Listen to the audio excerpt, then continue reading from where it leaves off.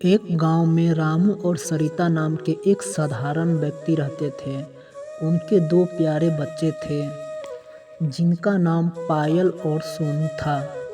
रामू दिन रात मेहनत करता था, लेकिन फिर भी उसका गुजारा मुश्किल से होता था। फिर भी वह अपने बच्चों को खुश रखने के लिए हमेशा प्रयास करता था। एक दिन रामू को शहर में एक अच्छी नौकरी का ऑफर मिला, लेकिन इसका मतलब था कि उसे परिवार को छोड़कर महीनों तक शहर में रहना पड़ेगा।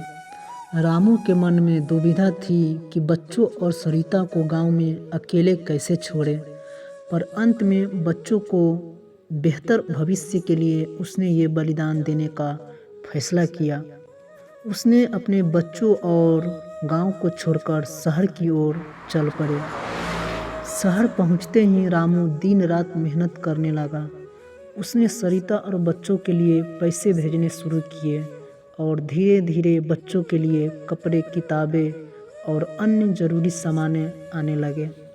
सरिता और बच्चों भी उसकी कमी महसूस करने लगे, लेकिन रामू की भेजी हुई चीज़ों से उनके दिल में एक उम्मीद बनी रहती थी कि एक दिन सब कुछ ठीक हो जाएगा।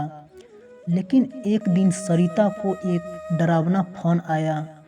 उस अनजान आवाज़ ने कहा, अगर तुमने इस महीने पैसे नहीं दिए तो तुम्हारे पति का वो चेहरा कभी नहीं देख पाओगी। सरिता घबरा गई। उसने बच्चों के बारे में सोचकर किसी तरह गांव में उधार लेकर पैसे जुटाए और भेज दिए।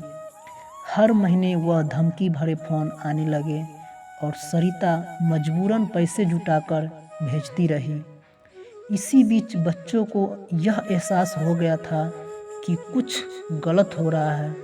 सोनू ने सरिता से पूछा, माँ पापा कब लौटेंगे? पर सरिता उनके सवालों का जवाब नहीं दे पाती थी। वह खुद अंदर ही अंदर टूटती जा रही थी।